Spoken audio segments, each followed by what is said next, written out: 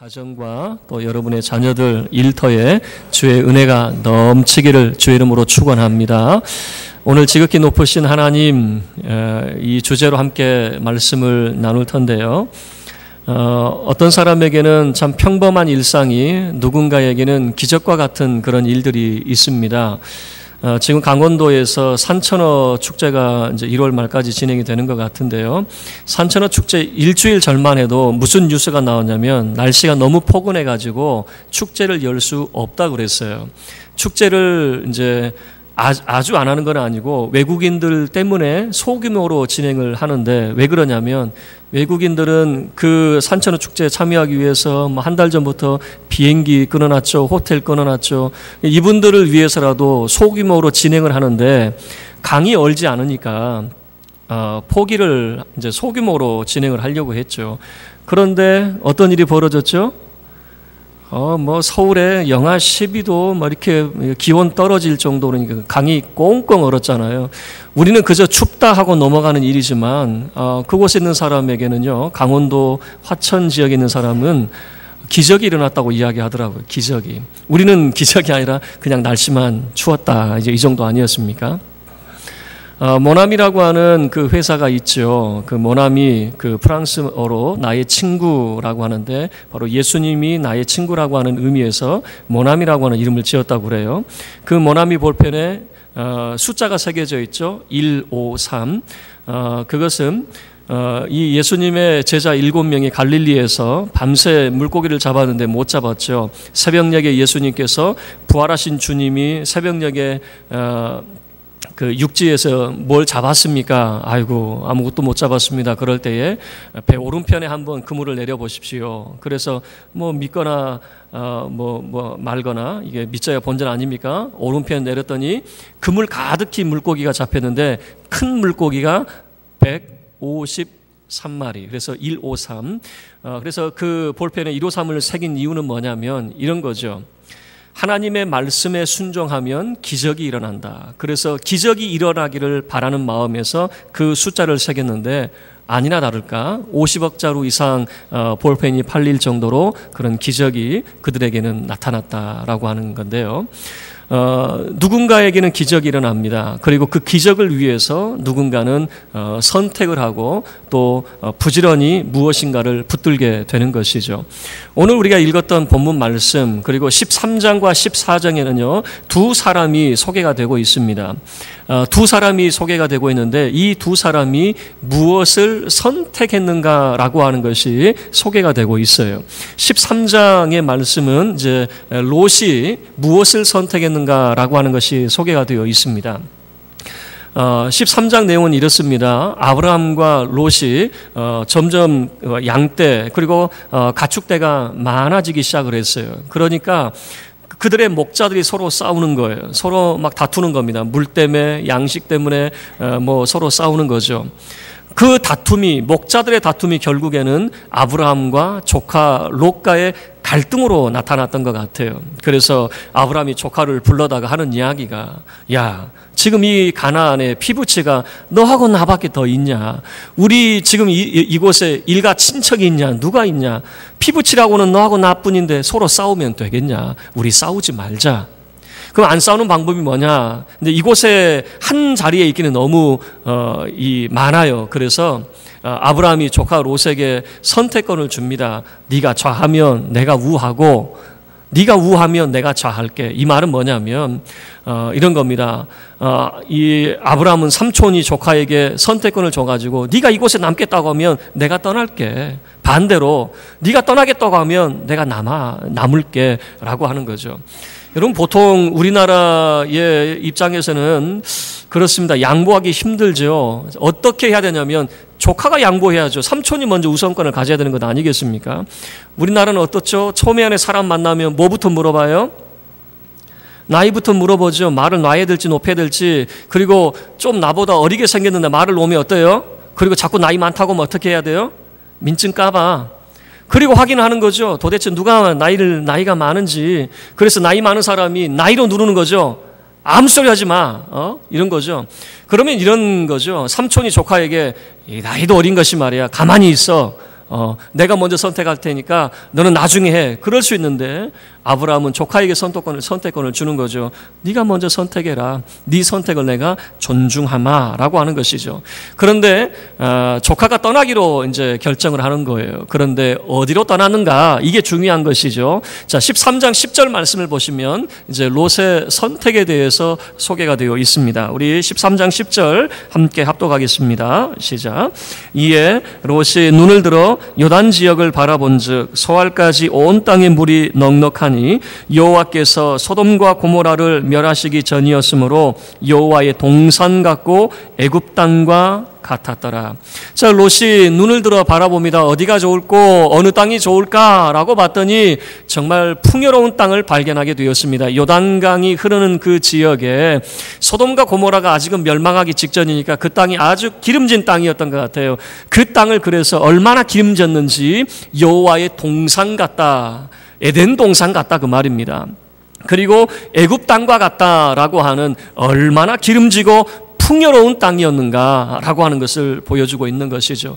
그래서 롯은 눈을 들어서 선택을 하는데 그의 선택의 기준은 무엇이냐면 자기가 원하는 것, 그리고 자기에게 유익이 되는 것을 선택을 하고 있다라고 하는 것이에요. 그 이유는 뭐냐면 13장 13절 내용을 보면 그 소돔 땅이, 이 롯이 선택한 소돔 땅이 어떤 곳이었는가 라고 하는 것을 보여주고 있거든요. 13절에는 소돔 사람은 여호와 앞에 악하며 큰 죄인이었더라. 그 땅에 살아가는 사람들이 매우 악한 사람들이었어요. 여호와 앞에 죄인이었어요. 그러면 그 땅을 피해야 되는데 롯의 선택은 무엇이냐면 그 땅이 악하든 말든 상관없어요. 나만 잘 되면 되는 거예요. 내가 풍요롭게 살기만 하면 상관없는 거죠. 그래서 롯의 선택은 자기가 원하는 것, 자기에게 유익이 되는 것을 선택을 하게 되었습니다. 그리고 이제 14장에 들어오면 아브라함의 선택이 소개가 되고 있습니다. 과연 아브라함은 무엇을 선택하게 되었느냐라고 하는 거예요. 자, 내용은 이렇습니다. 이 14장에 들어오면요, 고대에 9개의 나라가 뒤엉켜서 싸움을 하게 됩니다. 이 메소포타미아 문명하고 소위 요단강 문명이라고 해야 될까요? 이 둘이 싸움을 벌였어요. 소돔과 고모라가 12년 동안 메소포타미아를 섬기다가 배신을 했어요. 우리가 조공을 드릴 수 없다. 한번 붙어보자. 아마 이제 힘이 있으니까 그렇게 했던 것 같아요. 그런데 이 메소포타미아 문명이 얼마나 강력한지 그냥 풍정등하였습니다. 완전히 쓸어버렸어요. 아마 저항도 못 해보고 당했던 것 같아요. 그래서 소돔과 고모라가 패하게 되어졌는데 문제는 아브라함의 조카 롯도 소돔에 머물다가 포로로 잡혀가게 되었던 것이죠. 어떤 사람이 아브라함에게 그 소식을 알려줍니다. 아브라함에게 지금 당신의 조카 롯이 소돔이 전쟁에서 패배를 했는데 당신 조카도 지금 붙잡혀갔습니다 라고 하는 거죠.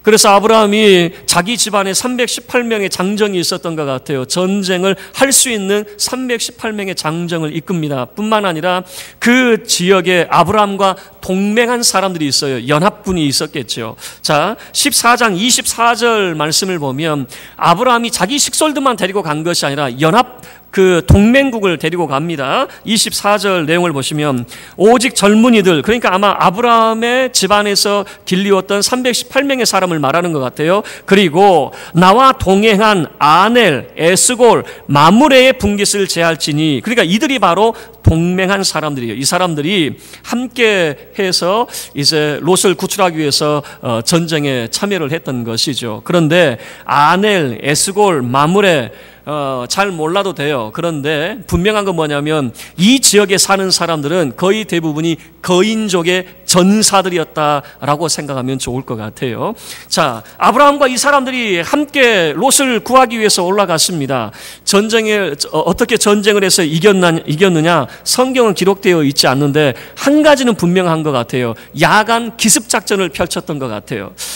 아마 이 전쟁에서 승리했던 이 메소포타미아 사람들은 이런 생각을 했겠죠. 가나안에는 우리를 대적할 사람이 없어, 우리를 쫓아올 사람이 없어 라고 생각을 했겠죠. 그래서 아마 편안하게 아무 생각 없이 잠을 잤을 거예요.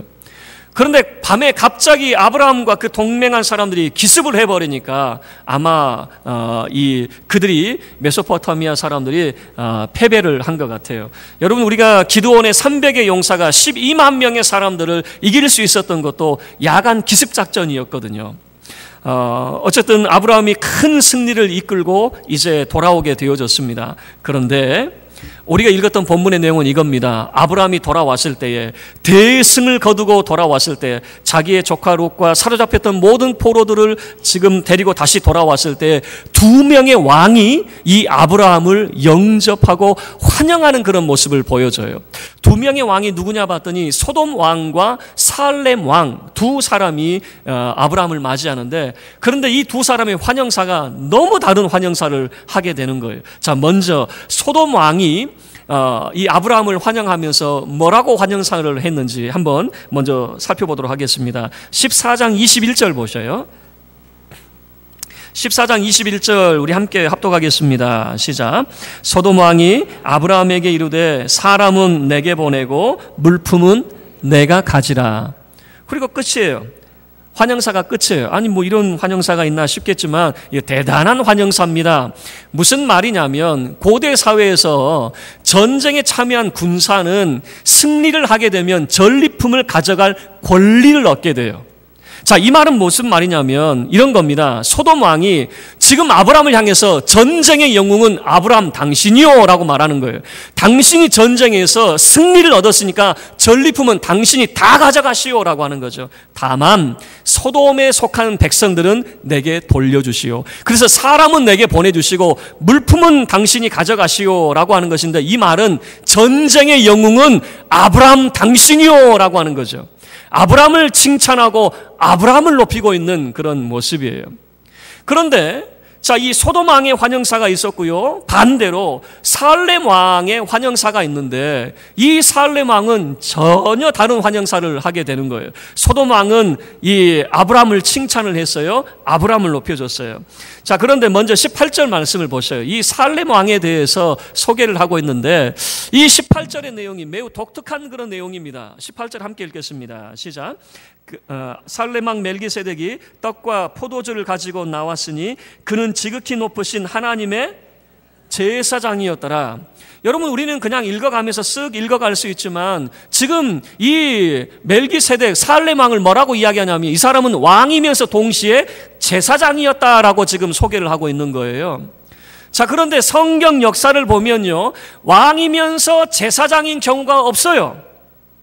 성경 역사를 보면 성경이 금하고 있는 것 중에 하나가 뭐냐면 왕은 왕이고 제사장은 제사장이에요. 왕이면서 제사장인 경우가 없단 말이에요. 예를 들어서 사울 왕이 자기가 왕이면서 선지자면서 제사장이었던 사무엘이 늦게 오니까 어떻게 됩니까? 자기가 그냥 제사를 지내버렸죠.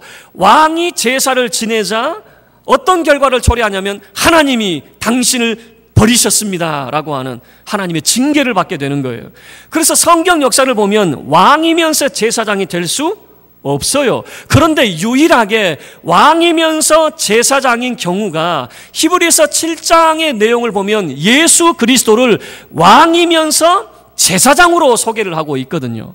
자, 그러면 성경 역사를 통틀어 가지고 왕이면서 제사장인 사람이 누구냐? 바로 이 살렘 왕 멜기세덱. 그래서 히브리서에서는요, 이 멜기세덱을 예수님의 예표로 소개를 합니다. 예수님의 그림자로 소개를 하고 있어요. 자, 어쨌든 참 대단한 사람이다, 이 정도 한번 생각을 하고, 자, 그리고 이 사람이 환영사를 하는데 19절과 20절 내용으로 환영사를 합니다. 자, 19절 먼저 우리 합독하죠. 시작.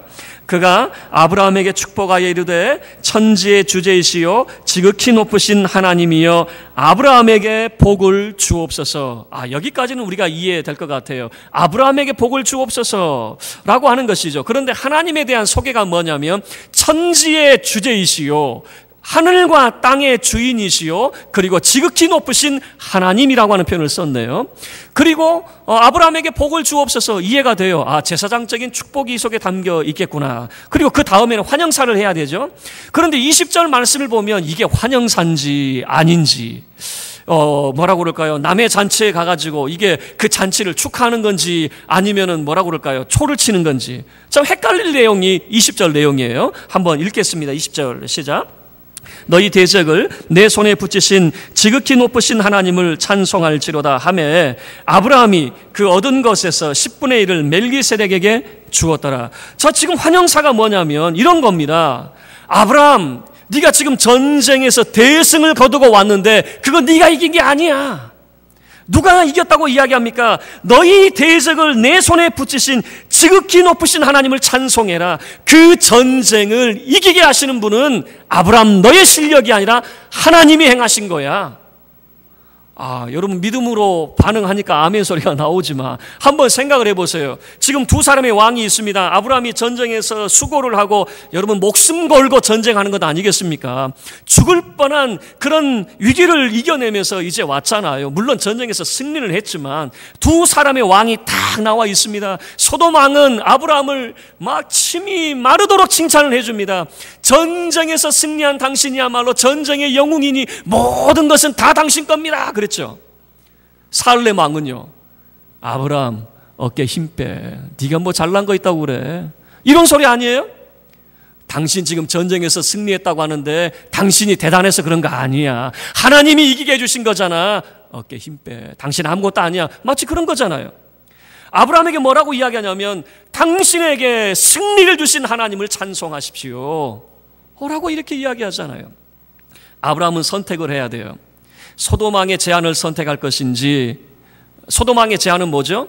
당신이 전쟁의 영웅이니까 다 가지시오. 아니면 살렘 왕의 제안을 받을 것인지. 살렘 왕의 제안은 뭐죠? 하나님 앞에 찬양하십시오. 하나님께 영광을 돌리십시오 라고 하는 거죠. 자, 그런데 이 아브라함의 선택을 보시죠. 아브라함은 소돔 왕의 제안을 이런 지하에 거절을 하게 됩니다. 23절 말씀이 바로 그 내용이에요.